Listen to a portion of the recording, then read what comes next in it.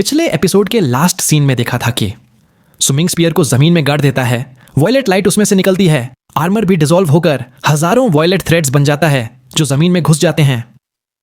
अचानक blood red screen के अंदर जितने भी सैवेज बचे हैं उनके पैरों के नीचे से वॉयलेट थ्रेड्स निकलकर उनके शरीर में घुस जाते हैं। एक ही पल में पूरा आइलैंड वॉयलेट हो जाता है और सैवेज की चीखें आसमान में गूंज उठती हैं। अब आगे जब सू मिंग अपना वो खतरनाक किलिंग मूव करता है, वॉयलेट थ्रेड्स पूरे बैटलफील्ड में फैल जाते हैं। सैकड़ों ऑफ सैवेज जो अभी तक लाल स्क्रीन के अंदर हैं, उनके शरीर में वो थ्रेड्स घुस जाते हैं और एक पल में उनका पूरा शरीर टुकड़े टुकड़े हो जाता है। खून की नदियां बह रही हैं, लाशों का ढेर लग गया है। जैसे ही सब मर जाते हैं, वॉयलेट थ्रेड्स वापस सू मिंग की तरफ आती हैं, उसके बॉडी के आसपास घूमती हैं और एकदम से वॉयलेट आर्मर और लॉन्ग स्पीयर में बदल जाती हैं। ये सीन देख के जो 3 लोग स्क्रीन के बाहर खड़े हैं उनकी आंखें फट जाती हैं, चेहरे पे शॉक और डर। सिर्फ वो 3 ही नहीं, 1000 के करीब सैवेज जो आइलैंड पर बचे हैं, सबकी रूह कांप गई है। अब सू मिंग का नाम सुनते ही उन्हें नाइटमेयर्स आएंगे। जिंदा बच भी गए तो जिंदगी भर उन्हें यह सीन याद रहेगा। टेंपल के अंदर ओल्ड मो लुओ और एंड शमन बाओशन भी ये सब देख रहे हैं। बाओशन धीरे से सोचता है, ये आर्मर क्या है? मो लुओ का चेहरा सीरियस है। मुझे लगता है मैंने इस आर्मर का जिक्र कहीं सुना है। तभी सू मिंग अपना सिर उठाता है, उन तीनों की तरफ देखता है और एक ही मूव में ब्लड रेड स्क्रीन की तरफ चार्ज करता है। तीनों घबरा जाते हैं, तुरंत हैंड सील्स बनाते हैं और स्क्रीन पे हाथ रखते ही अंदर फॉग और भी ठीक हो जाती है, इतनी कि कुछ भी दिखाई नहीं देता। अब अंदर सिर्फ लाशों का ढेर है, लेकिन वो लाशें भी एक साथ जुड़ जाती हैं और एक डेड लेकिन चलती हुई बॉडी बन जाती है। खून भी एक साथ जमा होकर ब्लड ह्यूमंस बन जाता है और सब सू मिंग पर पागलों की तरह अटैक करते हैं। यह है ग्रेट बैरन ब्लड रून का असली पावर। जितना ज्यादा ये मारता है उतना ही स्ट्रांग होता जाता है। बाहर खड़े तीनों का कॉन्फिडेंस वापस आ जाता है। वो हंसते हैं, अब तो ये भी नहीं बचेगा। अगर ये यहां मरा तो साउथ मॉर्निंग में हमसे बड़ा कोई नहीं होगा। फिर वो तीनों हैंड सील्स बनाते हैं और अपने आप को रेड फॉग में मिला लेते हैं। लेकिन सिर्फ कुछ ही सेकंड्स बाद रून का फॉग हिलने लगता है, ट्रेमर्स और भी वॉयलेंट हो जाते हैं। अचानक ब्लड रेड स्क्रीन में क्रैक्स आ जाते हैं और एक जबरदस्त धमाके के साथ पूरा रून फट जाता है। बाहर 3 फिगर्स निकलते हैं। सैवेज सोच रहे हैं कि उनकी जीत हो गई, लेकिन तभी एक ओल्ड मैन की चीख निकलती है। उसके गले को एक हाथ पकड़ लेता है और एक ही सेकंड में उसका शरीर फट जाता है। हवा में फ्लैश और ब्लड बिखर जाता है। सू मिंग वापस बाहर आ चुका है, उसके हाथ से खून टपक रहा है। वो स्पीयर को एक झटके में दूसरे ओल्ड मैन की तरफ फेंकता है। स्पीयर उसके चेस्ट को छेद देता है। तीसरा, एक लड़का शॉक में है। उसने फॉग के अंदर देखा था कि एक मिस्टीरियस वुमन जिसके हाथ में लॉन्ग ब्लेड थी सू मिंग के सामने कांप रही थी और फिर वो वुमन उसके सामने झुक गई। लड़का सोचता है, ये बंदा तो सिर्फ अलूफ और ब्लडथर्स्टी था, लेकिन अब उसकी आंखों में गुस्सा है, ऐसा गुस्सा जो आसमान को भी जला दे। वो लड़का चिल्लाता है, प्रोजेनिटर बचाओ! लेकिन सू मिंग उसकी तरफ हाथ उठाता है, एक ही फिंगर उसके फोरहेड में घुसा देता है और लड़का एक धमाके के साथ फट जाता है। सू मिंग के व्हाइट रोब्स अब पूरे लाल हो चुके हैं। ये देख के बाकी सब सैवेज अपनी जान बचाने के लिए भाग जाते हैं। अब उन्हें सिर्फ अपनी जिंदगी प्यारी है। सू मिंग उन्हें इग्नोर करता है। उसका फोकस अब टेंपल पर है, जहां से 2 जबरदस्त प्रेजेंसेस फील हो रही हैं। वो स्पीयर से खून साफ करता है और शांत चाल में टेंपल की तरफ बढ़ता है। पूरा आइलैंड अब सिर्फ लाशों, खून और खौफ से भरा है। बारिश गिर रही है, स्काई डार्क है, डेड सी की लहरों में भी खून की बदबू फैल गई है। फेरोशियस बीस्ट्स भी आइलैंड के आसपास घूम रहे हैं, लेकिन सू मिंग के मर्डरस ऑनरा के सामने कोई भी पास आने की हिम्मत नहीं करता। टेंपल के सामने एक औरत का फिगर अभी भी जमीन पर झुका हुआ है। उसके पास वो लॉन्ग ब्लेड पड़ी है। उसकी बॉडी कांप रही है और एक रूनिक सिंबल धीरे धीरे उसके शरीर पर टूट रहा है। सू मिंग के चेहरे पर अब भी गुस्सा है, क्योंकि वो औरत उसके लिए जाने पहचाने हैं, लेकिन उसने कभी सोचा भी नहीं था कि वो यहां मिलेगी। अब सू मिंग टेंपल के दरवाजे पर खड़ा है, सामने स्कार फेस्ड ओल्ड मैन और उसके साथ एक मिडिल एज्ड आदमी। सू मिंग कुछ नहीं बोलता, सिर्फ स्पीयर उनकी तरफ पॉइंट करता है। ओल्ड मैन का चेहरा और भी डार्क हो जाता है। वो गुस्से में अपना हाथ बंद करता है और बोलता है, मेरे शामन दोस्त बाओशान, अगर तुमने इस आदमी को मार दिया तो मैं तुम्हें तुम्हारी फ्रीडम वापस दूंगा। बाओशान भी खड़ा हो जाता है, आंखों में एक अलग ही डिटर्मिनेशन।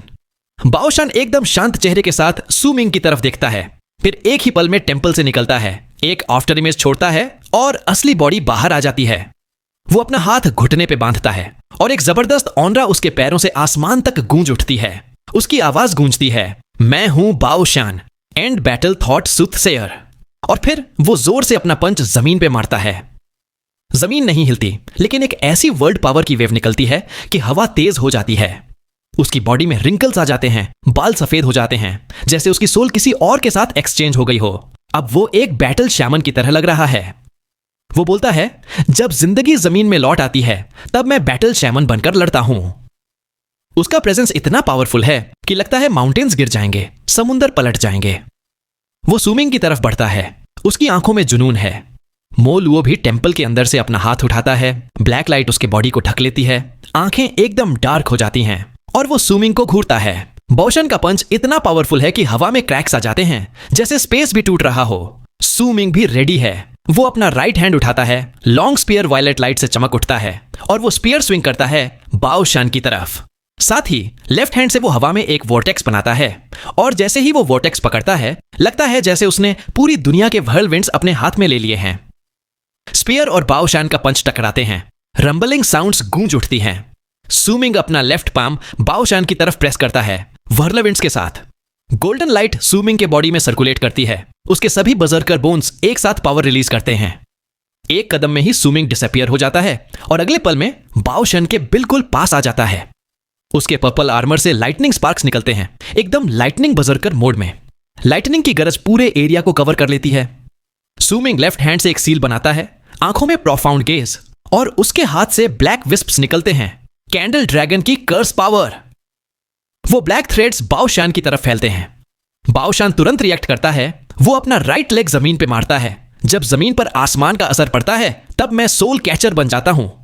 एक ब्लैक एयर पिलर उसके पैरों से निकलता है। उसका हेयर सफेद से लाल हो जाता है। चेहरा और भी एज्ड लगने लगता है, लेकिन आंखों में ओबिस जैसी गहराई आ जाती है। अब वो सोल कैचर की पूरी पावर रिलीज करता है। दोनों काम एक ही पल में होते हैं। सुमिंग का कर्स और बाओशन का कर्स टकराते हैं। दोनों के हाथ से ब्लैक स्मोक निकलती है। तभी मो लुओ भी पूरा ब्लैक लाइट में ढक जाता है, आंखों में किलिंग इंटेंट, और वो भी बाहर आ जाता है। वो चिल्लाता है, अगर तुम इसे पकड़ लो तो तुम फ्री हो, और एक ही कदम में सुमिंग के सामने आ जाता है। सुमिंग को पहले से शक था कि मो लुओ टेंपल से बाहर नहीं आ रहा, कुछ तो टेंपल में छुपा है। इसलिए सुमिंग ने टेंपल के अंदर नहीं घुसा, बस बाहर से स्पीयर पॉइंट किया। अब जब मो लुओ बाहर आ गया, सुमिंग की आंखों में स्पार्कल आ जाती है। लेकिन जैसे ही सुमिंग पीछे हटने की सोचता है, बाओशन का चेहरा एकदम डिसीजिव हो जाता है। वो आंखें बंद करता है, फिर खोलता है और बोलता है, आसमान सबको देता है। और एक पल में सुमिंग के आसपास हजारों इल्यूजरी शैडोज आ जाते हैं। मेन, वीमैन, यंग, ओल्ड, सब एक जैसे फेस के साथ। सुमिंग को लगता है जैसे वो खुद भी इनमें ब्लेंड हो रहा है, अपना चेहरा बदल रहा है। पहली बार सुमिंग ऐसी डिवाइन एबिलिटी में फंस गया है। इसी वक्त मो लुओ का ब्लैक स्मोक पूरी हवा में फैल जाता है। सुमिंग के आसपास फॉग बन जाती है और वो फॉग धीरे धीरे सॉलिडिफाई होने लगती है। एक स्टैच्यू बनने लगता है जो गॉड ऑफ बर्सर्कर्स का है। मो लुओ का सबसे डेंथली मूव, बर्सर्कर सोल रिप। लेकिन सुमिंग भी फुल प्रिपेयर्ड है। वो अपना लेफ्ट हैंड आसमान की तरफ उठाता है, बोलता है, पास्ट फ्यूचर फ्यूज हो जाओ और बन जाओ डेस्टिनी। ब्लैक फॉग उसको पूरी तरह घेर लेती है। स्टैच्यू ऑलमोस्ट कंप्लीट हो जाता है। मो लुओ गुस्से में बोलता है, रिप, लेकिन उसी पल में स्टैच्यू फट जाता है। बाओशन का चेहरा पेल हो जाता है। वो पीछे हटता है। उसके लिप्स पे खून आ जाता है। उसका स्पेल टूट गया। और उसी मोमेंट एक लड़का स्टैच्यू से बाहर आता है, आधे सफेद बाल, आधे पर्पल।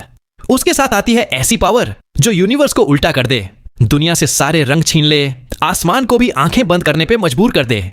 ये है डेस्टिनी की पावर।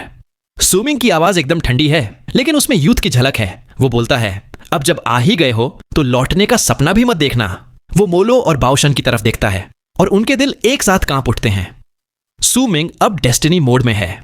इस स्टेट में आते ही उसका आधा सिर सफेद बाल, आधा पर्पल हो जाता है और उसकी प्रेजेंस एकदम यूनिवर्स चेंजिंग लगती है।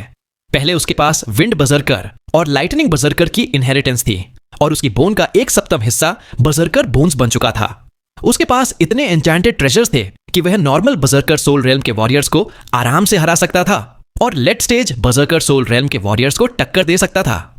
लेकिन जब वह डेस्टिनी बनता है तो पास्ट और फ्यूचर की पावर और बाइनरी ऑपोजिट्स की लॉ का यूज करके उसकी कॉम्बैट एबिलिटी इन्फिनिट तक बढ़ जाती है। लेकिन एक कैच है, यह डेस्टिनी फॉर्म सिर्फ 15 ब्रेथ्स, लगभग कुछ ही सेकंड तक ही टिक सकती है।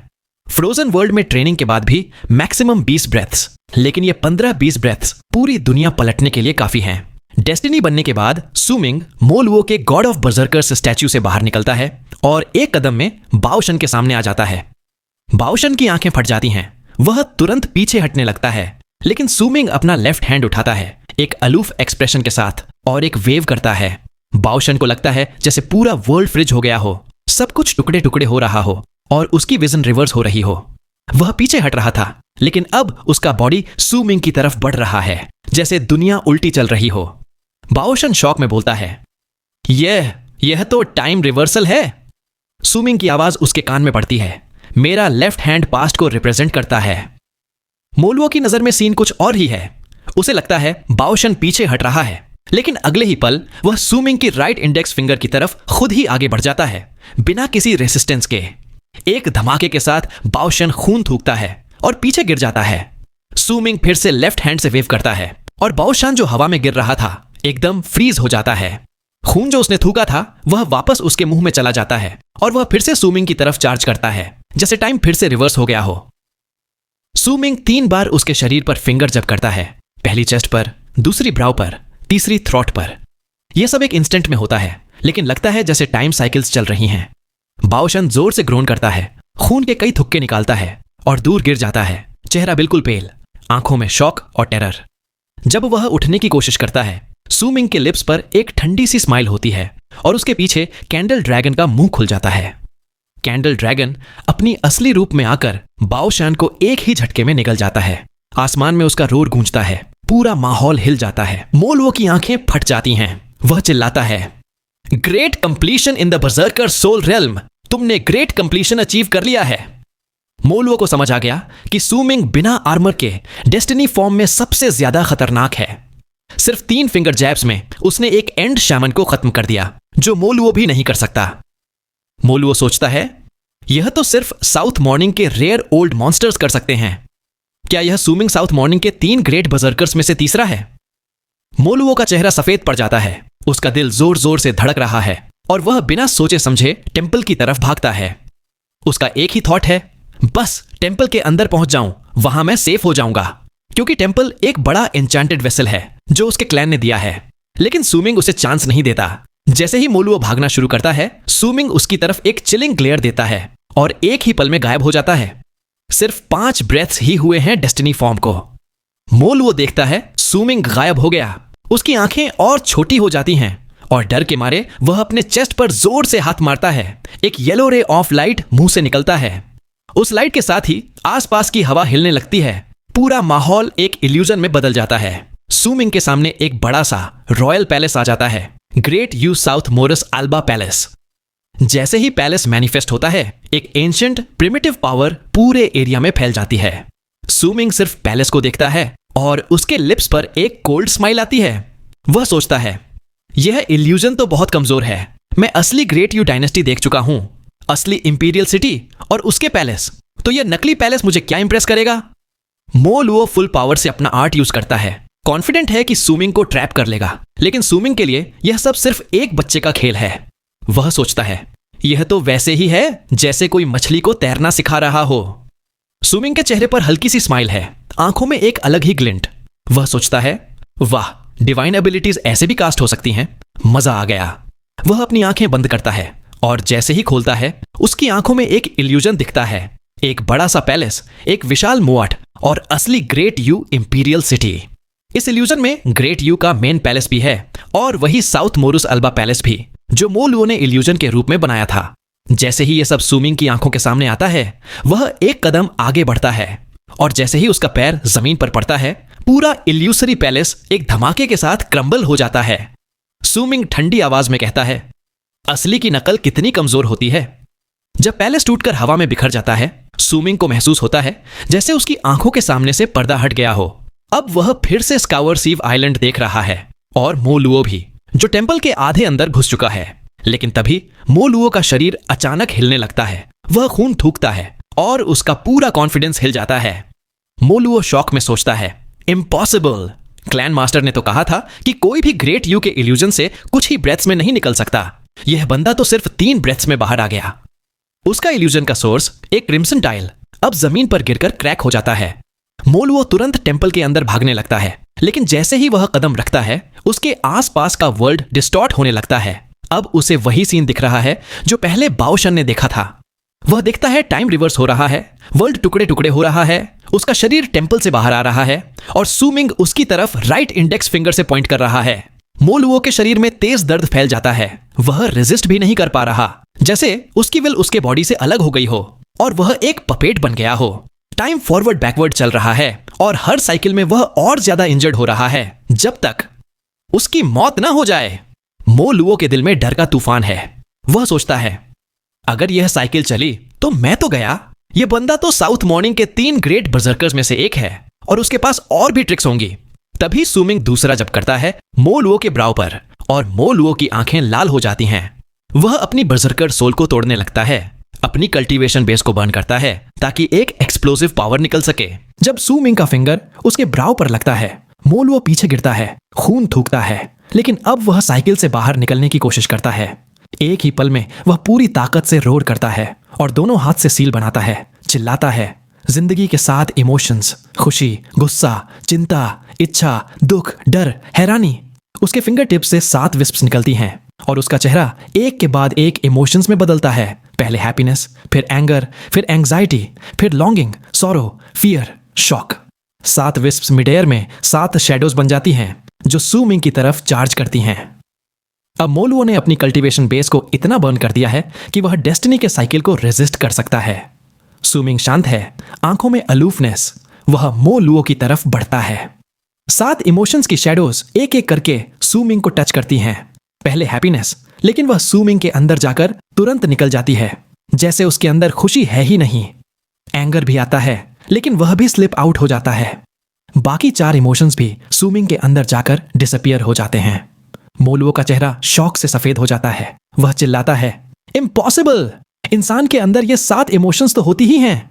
लेकिन उसे पता नहीं चलता कि एक इमोशन, लॉन्गिंग, सुमिंग के अंदर थोड़ी देर रुकी थी, जब उसके दिमाग में डार्क माउंटेन, उसका एल्डर, बाइलिंग, 9 समिट, मास्टर सब याद आ जाते हैं, लेकिन वह भी तुरंत चली जाती है। मोलुओ अब पूरी तरह पैनिक में है। उसकी कल्टीवेशन बेस और बर्न हो रही है। अब वह इनिशियल स्टेज पर आ गया है। वह टेंपल की तरफ भागता है, लेकिन सुमिंग का डेस्टिनी फॉर्म अब खत्म होने वाला है।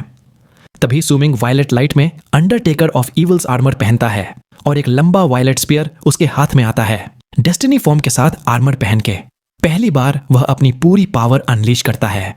मोलुओ भी टेंपल के अंदर घुस जाता है, दोनों हाथ फैलाकर रोर करता है, मेरे एंसेस्टर्स की लेगेसी, मुझे अपनी पावर दो। टेंपल के अंदर के मेमोरियल टैबलेट से सोल्स निकलकर मोलुओ के अंदर घुस जाती हैं। उसकी पावर शूटअप हो जाती है, इनिशियल से मिडिल, मिडिल से लेटर स्टेज और लगभग ग्रेट कंप्लीशन तक। लेकिन वह ग्रेट कंप्लीशन तक नहीं पहुंच पाता, सिर्फ उसके थ्रेशोल्ड तक। मोलुओ का चेहरा पेन से भरा है, आंखें ब्लड शॉट। वह मैडनेस में सुमिंग की तरफ चार्ज करता है। सुमिंग भी डेस्टिनी फॉर्म में, आर्मर पहने, स्पीयर हाथ में, एक ही पल में अपनी पूरी ताकत के साथ स्पीयर को थ्रो करता है। यह वही स्पीयर है जो सुमिंग ने अपनी जिंदगी का सबसे पावरफुल अटैक माना है। Destiny form plus Undertaker of evils armour plus उसकी सारी विल। यह स्पीयर थ्रो अटैक किसी भी बजरकर सोल रियल्म के ग्रेट कंप्लीशन को भी सरपास करता है और उसमें लाइफ कल्टीवेशन लेवल की एक हिंट भी है। लाइफ कल्टीवेशन क्या है? यह अपनी जिंदगी, अपनी किस्मत, अपनी कमजोरियों को समझना, उन्हें पार करना और खुद को इतना परफेक्ट बनाना है कि तुम दुनिया की छोटी पर खड़े हो सको। अपने अंदर की कंफ्यूजन, अपने पास्ट, अपनी आइडेंटिटी की जंजीरों को तोड़कर एक नई रोशनी और समझ पाना, यही लाइफ कल्टीवेशन का असली सार है। सुमिंग पहले डेस्टिनी फॉर्म में आकर बर्जर्कर सोल रियल्म के ग्रेट कंप्लीशन वाले वॉरियर्स जैसी पावर ला सकता था, लेकिन लाइफ कल्टीवेशन का असली लेवल उसके लिए एक गहरा खड्डा था जिसे पार करना मुश्किल था। लेकिन जब उसने अंडरटेकर ऑफ इविल्स आर्मर पहना, डेस्टिनी खत्म होने से पहले अपनी सारी कॉम्बैट पावर एक जगह जमा कर दी, तो उसने वह खड्डा पार कर लिया। यह सब उस एहसास, एपिफनी की वजह से हुआ जो उसे समुंदर पार करते वक्त मिला।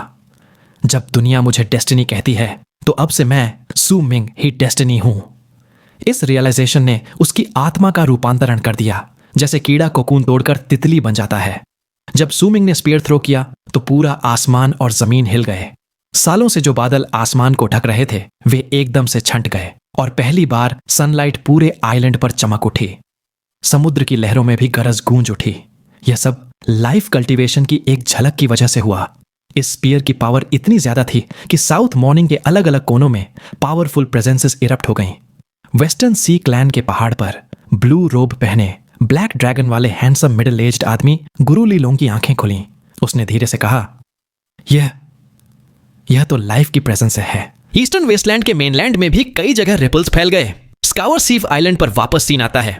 मोलुओ, जो अब टेंपल में एंसेस्टर्स की विल से फ्यूज्ड है, पूरी पावर के साथ सूमिंग की तरफ चार्ज करता है। लेकिन उसके सामने आता है वह लंबा वायलेट स्पीयर, जिसमें ऐसी किलिंग इंटेंट है कि मोलुओ की रूह तक कांप जाती है। मोलुओ की आंखों में पहली बार असली डर दिखता है और उसके एंसेस्टर्स की विल्स भी पैनिक में आ जाती हैं। वे सब मोलुओ के शरीर से निकलकर एक इनडिस्टिंक्ट फिगर बन जाती हैं जो स्पीयर को रोकने की कोशिश करती हैं। लेकिन जैसे ही स्पीयर और वह फिगर टकराते हैं, एक धमाका होता है। फिगर बिखर जाता है, मोलुओ पीछे गिरता है, खून थूकता है और उसकी कल्टीवेशन एकदम इनिशियल स्टेज पर आ जाती है। मोलुओ चिल्लाता है, क्लैन मास्टर बचाओ! एक वॉर्टेक्स खुलता है, एक पुराना हाथ बाहर आता है। यह है एक ग्रेट कंप्लीशन बर्जर्कर की पावर। वह मोलुओ को पकड़कर वॉर्टेक्स में खींचने लगता है, लेकिन सूमिंग का स्पीयर उस वॉर्टेक्स को भी पियर्स कर देता है। वॉर्टेक्स के अंदर से एक और हाथ निकलता है, स्पीयर की टिप को रोकने की कोशिश करता है। जैसे ही दोनों टकराते हैं, एक जबरदस्त रोड होता है। वॉर्टेक्स का हाथ एक्सप्लोड हो जाता है और स्पीयर की लाइफ कल्टीवेशन पावर पूरा वॉर्टेक्स तोड़ देती है। मोलुओ की टांगें, बाजू, आधा शरीर सब धूल बन जाता है। सिर्फ सिर और थोड़ा शरीर बचता है जो वॉर्टेक्स में घूम जाता है। अगर सूमिंग चाहता तो मोलुओ को पूरा खत्म कर सकता था, लेकिन उसने अपनी स्पीयर की पावर का ज्यादा हिस्सा वॉर्टेक्स पर कंसंट्रेट किया। नहीं तो मोलुओ का नाम और निशान भी न बचता। वॉर्टेक्स के अंदर से एक गुस्से भरी शॉक्ड आवाज आती है, कौन हो तुम? सूमिंग एकदम शांत लेकिन पावरफुल आवाज में बोलता है, साउथ मॉर्निंग से सूमिंग। यह नाम अब सिर्फ एक आइलैंड तक नहीं, पूरे ईस्टर्न वेस्टलैंड्स तक गूंजेगा। जब स्पीयर वापस सूमिंग के हाथ में आता है, मोलुओ की प्रेजेंस बिल्कुल कमजोर हो चुकी है, जिंदा भी मुश्किल से है। उसका क्लैन, उसका टेंपल, उसकी सारी पावर, सब कुछ सूमिंग के एक स्पीयर थ्रो ने तोड़ दिया। और अब सूमिंग का नाम सूमिंग पूरे वर्ल्ड में गूंजेगा। सब क्लैंस, सब ट्राइब्स, सब पावरफुल वॉरियर्स अब उसका नाम सुनकर कांप उठेंगे। स्कावर सीव आइलैंड की डिस्ट्रक्शन के बाद सूमिंग का नाम ईस्टर्न वेस्टलैंड्स में एक लेजेंड बन जाएगा। इस बैटल के बाद सूमिंग की कहानी सिर्फ साउथ मॉर्निंग तक सीमित नहीं रहेगी। अब उसका नाम, उसका टेरर, उसकी पावर पूरे वर्ल्ड में एक वार्निंग बन जाएगी। ईस्टर्न वेस्टलैंड के नॉर्थ में सीन शिफ्ट होता है, जहां है ऑल एंटिटीज क्लैन का टेरिटरी। यह जगह रिवर बेसिन से घिरी हुई है, आसमान में कुछ भी नहीं दिखता और आउटसाइडर्स का यहां आना स्ट्रिक्टली फॉरबिडन है। ऑल एंटिटीज क्लैन, जो 12 ट्राइब्स की यूनिटी से बनी है, पूरे कॉन्टिनेंट की 4 सबसे बड़ी ट्राइब्स में से एक है। इनके पास इतनी पावर है कि यहां बर्जर्कर सोल रियल्म के ग्रेट कंप्लीशन वाले वॉरियर्स भी डिफेंड करते हैं। इनका नाम ईस्टर्न वेस्टलैंड्स में एक लेजेंड है। एक बड़े बेसिन के बीच कई खूबसूरत टावर्स खड़े हैं, लेकिन सबसे खास है एक ब्लैक हॉल जो ब्लैक स्मोक के अंदर छुपा है। यह black smoke all entities clan की स्पिरिट का सिंबल है और सिर्फ वही बर्जर्कर्स जो ग्रेट कंप्लीशन पर हैं ऐसी स्मोक बना सकते हैं। इस हॉल के अंदर एक ओल्ड मैन ब्लैक रोब्स में क्रॉस लेग्ड बैठा है। उसके चेहरे पर स्कॉर्पियन का बर्जर्कर मार्क चमक रहा है। उसकी आंखों में एक अजीब सी रोशनी है। उसके सामने एक मिडिल एज आदमी रिस्पेक्ट से घुटने टेक के बैठा है। तभी बिना वार्निंग के ओल्ड मैन का राइट हैंड एकदम से एक्सप्लोड हो जाता है, लाल लहू के रिबन्स बन जाता है और लेफ्ट हैंड की सारी उंगलियां टूट जाती हैं। मिडिल एज आदमी शॉक में चिल्लाता है, ग्रेट एल्डर। वो समझ नहीं पाता कि क्या हो गया। उसने तो सिर्फ मोलुओ की मदद की रिक्वेस्ट लाई थी और अब ये हो गया। ओल्ड मैन आंखें खोलता है और एक टेरिफाइंग प्रेजेंस हॉल में फैल जाती है। ये उस ओल्ड मैन की नहीं बल्कि एक इल्यूजरी स्पीयर की है जो हवा में चमक रहा है। वो स्पीयर ओल्ड मैन की तरफ चार्ज करता है। ओल्ड मैन तुरंत अपनी जुबान का टिप काट के खून थूकता है। वो खून एक ह्यूमन फेस बन के स्पीयर की तरफ जाता है। हॉल में रंबलिंग साउंड्स गूंज उठती हैं। मिडिल एज आदमी पीछे गिरता है, खून थूकता है। उसके चेहरे पे शॉक और टेरर है। वो सोचता है, ये कैसे हो सकता है? ग्रेट एल्डर इतनी आसानी से इंजर्ड? क्या मोलुओ ने साउथ मॉर्निंग के 3 ग्रेट बर्जर्कर्स को प्रोवोक कर दिया? ब्लैक स्मोक जो आसमान तक जा रही थी एक पल के लिए कट जाती है। यह प्रूफ है कि ग्रेट एल्डर सच में हिल गया है सूमिंग के स्पीयर से। रंबल्स खत्म होते ही स्पीयर का शैडो गायब हो जाता है और ग्रेट एल्डर के हाथ अजीबो गरीब तरीके से हील होने लगते हैं। तभी ओल्ड मैन गुस्से में हवा में देखता है और चिल्लाता है, कौन हो तुम? एक आवाज गूंजती है, साउथ मॉर्निंग से स्यू मिंग। मिडिल एज आदमी की रूह कांप जाती है। ये नाम उसके दिमाग में हमेशा के लिए रजिस्टर हो जाता है। ग्रेट एल्डर अब सुल्लेन है, आंखें चमक रही हैं। वो सोचता है, ये बंदा लाइफ कल्टीवेशन की प्रेजेंस लेकर आया है। क्या सच में कोई इस रेल्म तक पहुंच सकता है? सू मिंग। थोड़ी देर बाद मिडिल एज आदमी डरे डरे बोलता है, प्रोजेनेटर। ग्रेट एल्डर का ऑर्डर आता है, मोलुओ को छोड़ो। अब से ऑल एंटिटीज क्लैन का कोई भी डिसिपल साउथ मॉर्निंग नहीं जाएगा। सीन वापस स्कावर सेव आइलैंड पे शिफ्ट होता है। सू मिंग डेस्टिनी फॉर्म से नॉर्मल में आ चुका है, लेकिन अब भी अंडरटेकर ऑफ इवल्स आर्मर पहना है। उसके अंदर एक नई एपिफेनी है, लेकिन अभी वो क्लैरिटी नहीं मिली। जैसे कोई फॉग उसके आगे है जो बर्जर्कर सोल रेल में एंटर करते ही हट जाएगी। मोलुओ अब सिर्फ आधा शरीर लेकर जिंदा है, आंखों में अल्टीमेट डिस्पेयर। सू मिंग उसकी तरफ बढ़ता है। मोलुओ का डर पीक पर है। वो घबराकर चिल्लाता है, मुझे मारना बेकार है, मैं ऑल एंटिटीज क्लैन से हूं। मोक्वे, सर मोक्वे, मुझे बचाओ। मोलुओ को याद आता है कि उसके पास एक लास्ट ट्रम्प कार्ड है, सर मोक्वे, जिसकी प्रेजेंस ने उसे पहले ही डरा दिया था। वो पूरी उम्मीद से चिल्लाता है, सर मोक्वे।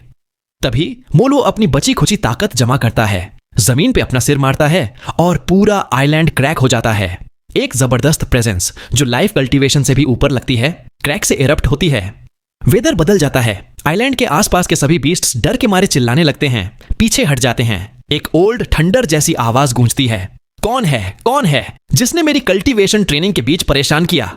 मोलुओ अब पूरी श्रद्धा से चिल्लाता है, सर मोक्वे, ये मैं हूं। कृपया इस आदमी को मार दीजिए, मैं और भी ऑफरिंग्स दूंगा। उसके चेहरे पे फिर से होप आ जाती है। सू मिंग को देखता है तो आंखों में फिर से किलिंग इंटेंट आ जाता है। तुझे मारना अब मुश्किल नहीं, सर मो के सब कुछ संभाल लेंगे। मोलू अपने मन में सोचता है, जब सर मो के सामने आएंगे तो सू मिंग का काम तमाम। मैं अपनी वाउंड्स हील करके स्कावर सीव आइलैंड को वापस ग्लोरी दिलाऊंगा। उसके बाद मैं साउथ मॉर्निंग के सब लोगों को मार दूंगा। उन्हें याद रहेगा कि यह सब सू मिंग की वजह से हुआ था। वो सू मिंग को घूरता है, आंखों में ठंडी नफरत। सू मिंग अब क्रैक की तरफ शांत चेहरे से देखता है। हेलमेट के अंदर उसके चेहरे पे अजीब सी मुस्कुराहट है। मोलू एक्साइटमेंट में फिर चिल्लाता है, सर मोके, प्लीज अटैक करिए। लेकिन क्रैक से सिर्फ साइलेंस। 10-12 ब्रेथ्स निकल जाते हैं, कोई रिप्लाई नहीं। मोलुओ का चेहरा एंग्जाइटी से भरा हुआ है, उसकी आवाज कांप रही है। तभी एकदम से क्रैक के अंदर से थंडर जैसी गुस्से भरी आवाज गूंजती है, अटैक करे मेरी जूती, ये मेरा आइसोलेशन ग्राउंड है। ट्रेनिंग में डिस्टर्ब करने की हिम्मत कैसे हुई? अगर तूने मुझे ऑफरिंग्स न दिए होते तो मैं तुझे अभी मार देता। पहली गलती है, माफ करता हूं, भाग यहां से। मोलो एक पल के लिए स्टंड हो जाता है, फिर और भी ज्यादा घबराता है। सर मोके, प्लीज, मैं तो बस अपनी जान बचाने के लिए। क्रैक से और भी ज्यादा गुस्से में आवाज आती है, गेट लॉस्ट। अगर अभी नहीं गया तो कभी नहीं जाने दूंगा। और तू आर्मर्ड आदमी, तू भी निकल जा। ना मैं तुझे मारूंगा, ना तू मुझे प्रोवोक करे। ये मेरा आइसोलेशन ग्राउंड है, दोनों भागो यहां से। मोलुओ की आंखों में अब अल्टीमेट फियर है। उसे समझ नहीं आ रहा कि सर मोक्वे, जिसे वो इतने दिनों से प्लीज कर रहा था, जिसकी प्रोटेक्शन पे पूरा भरोसा था, वो आज उसे इग्नोर कर रहा है, उसकी मदद नहीं कर रहा। उसके दिमाग में फ्लैशबैक चलता है। सर मोक्वे ने हमेशा उसके ऑफरिंग्स की तारीफ की थी, प्रॉमिस किया था कि जब तक वो यहां है मोलुओ को कोई छू भी नहीं सकता। लेकिन अब मोलुओ लगभग बेग करता है, सर मोक्वे, बस एक थॉट में आप इस बंदे को मार सकते हैं। इतनी ऑफरिंग्स दी है मैंने, प्लीज मुझे बचाइए।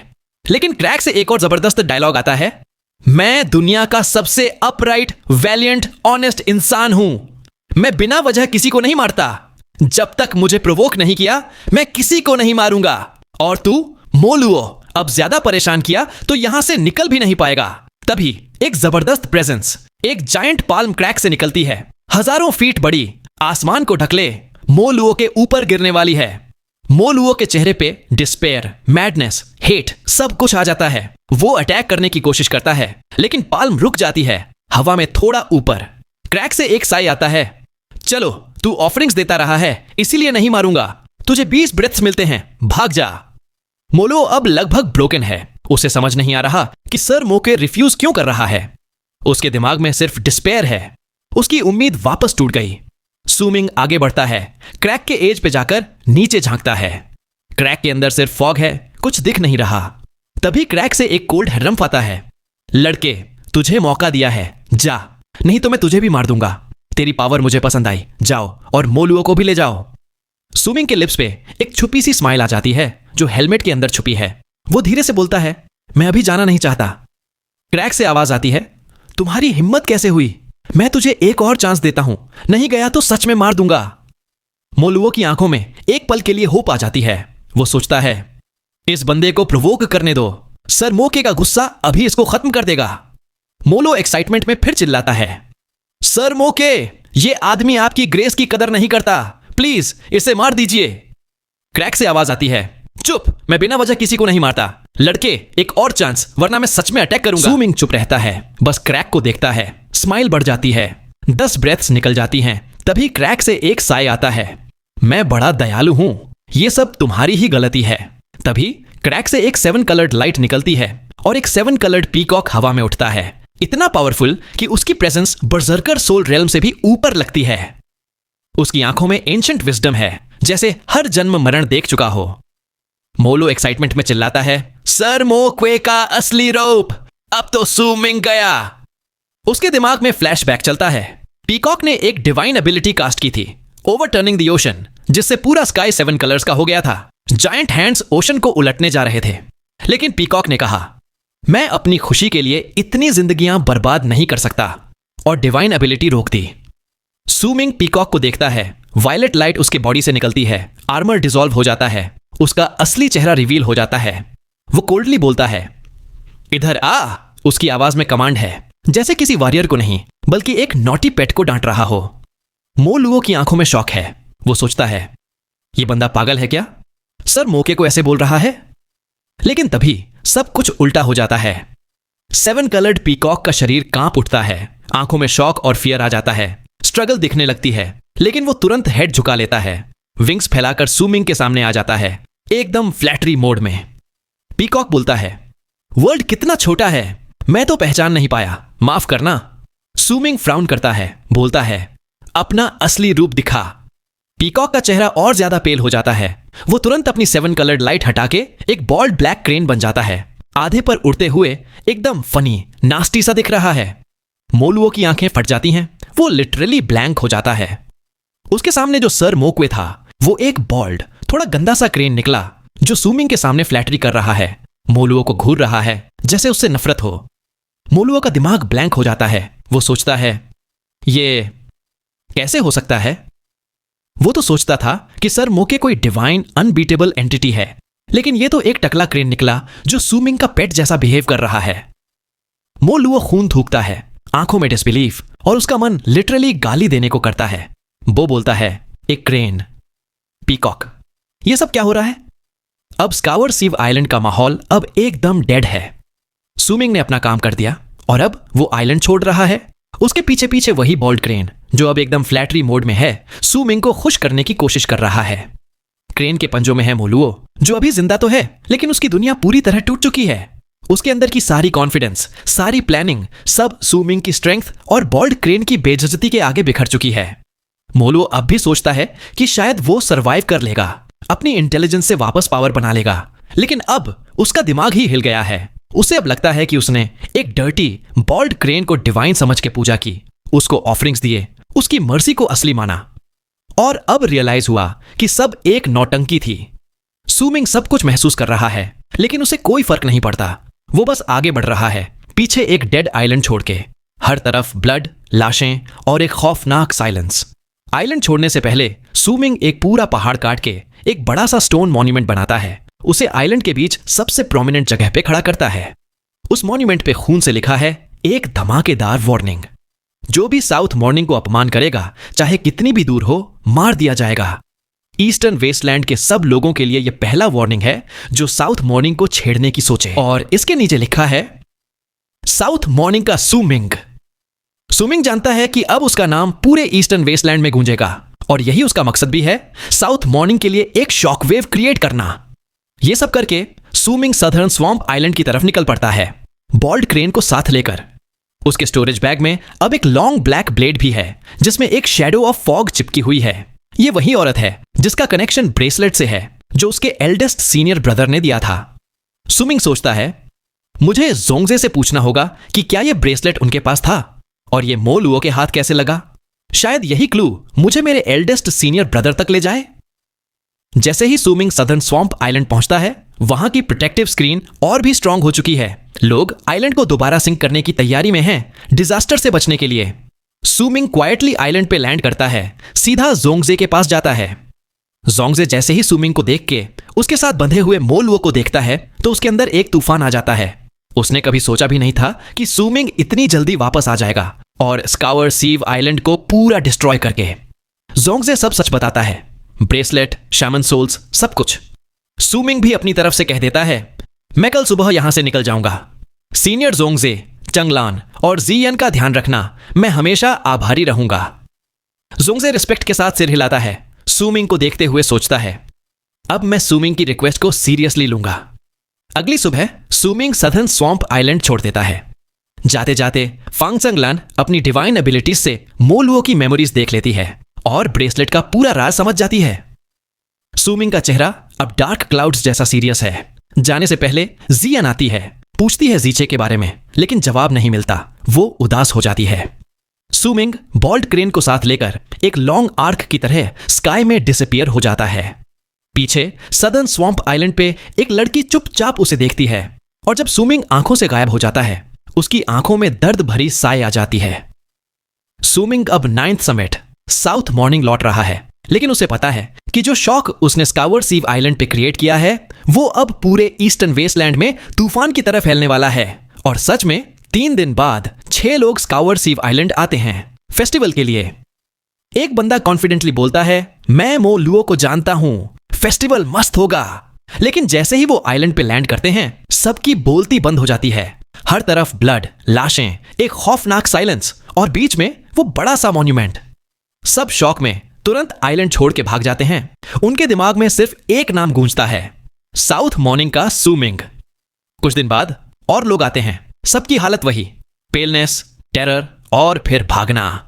धीरे धीरे पूरे ईस्टर्न वेस्टलैंड में सूमिंग का नाम एक वार्निंग बन जाता है। स्कावर सीव आइलैंड अब एक डेथ आइलैंड, एक लेजेंड, एक लाल वार्निंग बन चुका है। सीन चेंज होता है। सूमिंग अब डेड सी के ऊपर खड़ा है। आसमान में बादल घूम रहे हैं और उसके चेहरे पर एक कॉम्प्लिकेटेड एक्सप्रेशन है। नीचे समुद्र के गहरे पानी में उसे एक शैडो दिख रही है, एक ड्रैगन का सिर। यही वो जगह है जहां पहले स्काई मिस्ट बैरियर था, लेकिन अब सब कुछ पानी के नीचे डूब चुका है। अगर वो पहाड़ियां न होती तो आज स्काई मिस्ट का ड्रैगन हेड भी दिखाई नहीं देता। यहीं 20 साल पहले सूमिंग ने शामन्स के खिलाफ एक महायुद्ध लड़ा था। यहीं उसकी विल रिफाइन हुई थी। यहीं वह बोन सैक्रिफाइस का डिवाइन जनरल बना था और यहीं से उसे शामन्स की जमीन में भागना पड़ा था।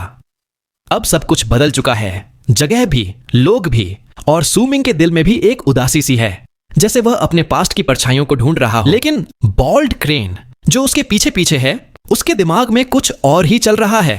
वह इधर उधर देख रहा है, सोच रहा है कैसे सूमिंग से छुटकारा पाए। वह अपने आप से बोलता है, मैं तो एक वाइज और हाई स्टेटस क्रेन हूं, ये बसरकर ब्रैट मुझे ऐसे कैसे ट्रीट कर सकता है। लेकिन जैसे ही सूमिंग उसकी तरफ देखता है, वह तुरंत फ्लैटरी मोड में आ जाता है, विंग्स हिलाता है जैसे कोई बच्चा हो। सूमिंग उसकी बकवास पर ध्यान नहीं देता, वह बस समुद्र की तरफ घूर रहा है। फिर वह एक लॉन्ग आर्क बनाकर आगे बढ़ जाता है और बॉल्ट क्रेन भी अपनी स्मार्टनेस पर खुश होते हुए उसके पीछे पीछे उड़ता है। अब साउथ मॉर्निंग का असली सीन, अब पूरा कॉन्टिनेंट नहीं बचा, सिर्फ 3 बड़े टुकड़े आइलैंड्स बचे हैं जो ट्रायंगल की शेप में हैं और उनके बीच में काला समुंदर गरज रहा है। हर आइलैंड के आसपास एक जबरदस्त प्रोटेक्शन रून है जो अलग अलग कलर्स में चमक रहा है। बीच वाला आइलैंड ब्लैक लाइट से घिरा हुआ, एकदम ईरी ओरा, जैसे अंधेरा सब कुछ निगल रहा हो। लेफ्ट वाला आइलैंड गोल्डन लाइट से चमकता हुआ दूर से ही दिख जाता है। राइट वाला आइलैंड ब्लू लाइट से सराउंडेड, जैसे पानी की लहरों की तरह रिपल्स फैल रही हों। सूमिंग के हाथ में एक जेड स्लिप है जिसमें तीनों आइलैंड्स का मैप बना है। जोंगजे के हिसाब से गोल्डन लाइट वाला आइलैंड वेस्टर्न सी क्लैन का है, ब्लू लाइट वाला शायद फ्रीजिंग स्काई क्लैन का, और ब्लैक आइलैंड का कोई पक्का आइडिया नहीं है। सूमिंग ब्लू आइलैंड की तरफ उड़ता है, बॉल्ट क्रेन उसके साथ है। दिन हो या रात, सिर्फ समुंदर की लहरों की आवाज है। कभी कभी कोई बीस्ट दिख जाता है, लेकिन और कुछ नहीं, एकदम डेथली साइलेंस। जैसे ही ब्लू लाइट नजदीक आती है, एक बड़ा सा लैंड मैस दिखाई देता है उसके चारों तरफ एक ग्लोब जैसा ब्लू स्क्रीन है जो हजारों फीट थिक लगता है। यह स्क्रीन इतनी पावरफुल है कि catastrophe of the eastern wastelands भी इसे नहीं तोड़ सकती। सुमिंग स्क्रीन के सामने खड़ा होता है, राइट हैंड उठाता है। तभी बॉल्ड क्रेन बोलता है, सर रुक जाओ, मेरे पास एक ऐसा तरीका है कि हम बिना किसी को पता चले अंदर जा सकते हैं। क्रेन अपना चेस्ट पफ करता है, बीक से ठोकता है और स्क्रीन की तरफ उड़ता है। जैसे ही क्रेन स्क्रीन को टच करता है उसका शरीर इनविजिबल होने लगता है, ब्लू लाइट में चेंज होता है और धीरे धीरे एक ओल्ड मैन की फॉर्म ले लेता है। उस ओल्ड मैन के चेहरे पर डेथ की ऑरा है, आंखों में एंशिएंट विजडम, लेकिन अगले ही पल वह फ्लैटरी मोड में आ जाता है। एकदम फनी लगता है। क्रेन अब ओल्ड मैन फॉर्म में स्क्रीन को टच करता है, बोलता है, ओए रूने, पहचान मुझे, मैं ही हूं जिसने तुझे बनाया था, अब खुल जा। स्क्रीन में एक क्रैक खुल जाता है। सुमिंग अंदर चला जाता है और क्रेन तुरंत अपनी असली फॉर्म में आ जाता है। खुश होकर सोचता है, अब तू अंदर फंस गया, मैं फ्री हूं। लेकिन तभी एक अलूफ आवाज उसके कान में आती है, सच में? क्रेन घबरा के मुड़ता है। सुमिंग अब भी वहीं खड़ा है, उसको कोल्डली देख रहा है। टकला क्रेन, जो अभी तक 7 कलर्ड पीकॉक था, एकदम शॉक में है। उसके सारे पंख खड़े हो जाते हैं, बॉडी कांपने लगती है और वह वापस अपने असली बॉल्ड क्रेन फॉर्म में आ जाता है। उसकी आंखों में आंसू आ जाते हैं। मैं बोलते हुए उसकी आवाज ही अटक जाती है। सुमिंग कोल्डली बोलता है, रून खोलो, मेरे साथ अंदर आओ। और बिना टाइम वेस्ट किए सुमिंग एक सील बनाता है। ब्लैक लाइट निकलकर बॉल्ड क्रेन के अंदर घुसा देता है। अब उसके ऊपर सुमिंग का कंट्रोल है। क्रेन का दिल कांप उठता है। वह सिर झुकाकर तुरंत रून खोलता है, सुमिंग की तरफ फ्लैटरी लुक देता है, लेकिन सुमिंग उसकी गर्दन पकड़कर सीधे अंदर खींच लेता है।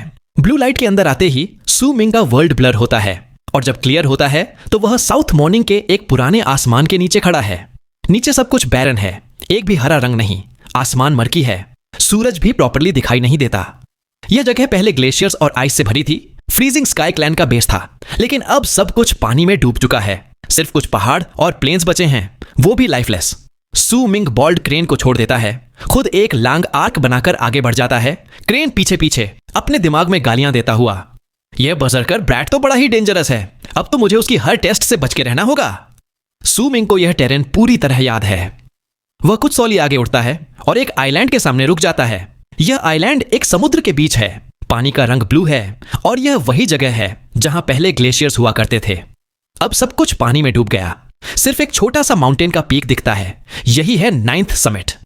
सुमिंग के दिल में नॉस्टैल्जिया, एक्साइटमेंट और दर्द सब कुछ आ जाता है। उसके सामने वही माउंटेन का पीक है जो अब सिर्फ 1000 फीट भी नहीं बचा, बाकी सब पानी के नीचे डूब गया है। उसका केव अबोर्ड, सेकंड सीनियर ब्रदर के प्लांट्स, एल्डेस्ट सीनियर ब्रदर का आइसोलेशन ग्राउंड, हुजी का घर, सब पानी के नीचे चला गया।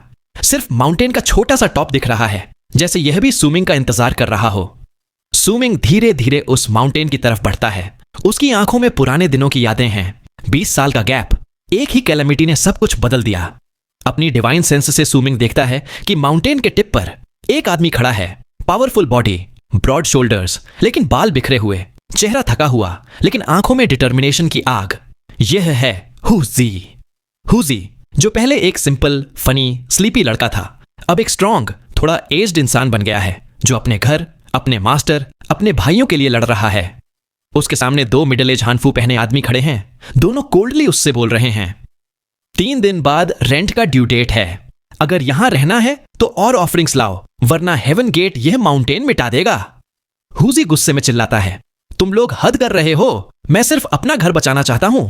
मास्टर चला गया, एल्डेस्ट और सेकंड सीनियर ब्रदर भी नहीं है, मैं अकेला हूं। मैं सिर्फ चाहता हूं कि जब वो वापस आए तो उनका घर सेफ हो। दूसरा बंदा कोल्डली बोलता है, 9th summit freezing sky clan का है और क्लैन हेवन गेट का। तुम्हें ऑफरिंग्स लानी ही पड़ेंगी, वरना हम रिपोर्ट कर देंगे। हुजी की आंखों में आंसू आ जाते हैं। वह चिल्लाता है, मास्टर के होते तो तुम यह कभी नहीं करते, एल्डेस्ट या सेकंड सीनियर ब्रदर के होते तो भी तुम्हारी हिम्मत नहीं होती। मैं सिर्फ यह जगह बचाना चाहता हूं ताकि जब सब वापस आए तो उनका घर हो। यंगेस्ट जूनियर ब्रदर, तू कहां है? जिंदा है या मर गया? क्या तुझे अभी भी 9th समिट याद है? 2 लोग कोल्डली हुजी को देखते हैं, फिर लॉन्ग आर्क्स बनाकर आसमान में गायब हो जाते हैं। हुजी अकेला बैठ जाता है, मुंह जमीन पे, आंसू बहते हैं। वो बोलता है, मैं सिर्फ 9th समिट को बचाना चाहता हूं। मास्टर, कहां हो आप? Eldest, second senior brother, youngest junior brother, क्या तुम सब मुझे याद करते हो? वेल, यहां तक आ गए। मैं आपसे पूछना चाहूंगा कि कैसी लगी आपको ये वाली वीडियो। मुझे पता तो नहीं है, पर इतना जानता हूं कि कहीं ना कहीं जरूर से पसंद आई होगी। और अगर पसंद आई है तो आप सपोर्ट करने के लिए सब कुछ कर सकते हैं। लाइक कर दीजिए, सब्सक्राइब करके हमारी छोटी सी फैमिली का हिस्सा बन जाइए और शेयर भी कर सकते हैं। और हाँ, पहले से ही माफी चाहूंगा अगर कभी वीडियो ना आए तो, क्योंकि यार कुछ प्रॉब्लम्स आ जाते हैं जिसका आप कुछ नहीं कर सकते।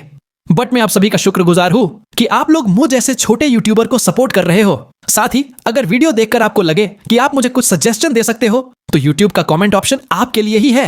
आपके सजेशन को पढ़कर मैं पूरी मेहनत से और इंप्रूव करने की कोशिश करूंगा। ठीक है, मुझे बस इतना ही कहना था। लेकिन जाने से पहले आप कमेंट में बता सकते हैं कि इस वीडियो का कौन सा सीन आपको सबसे ज्यादा पसंद आया। मिलते हैं नेक्स्ट वीडियो में, तब तक के लिए राधे राधे।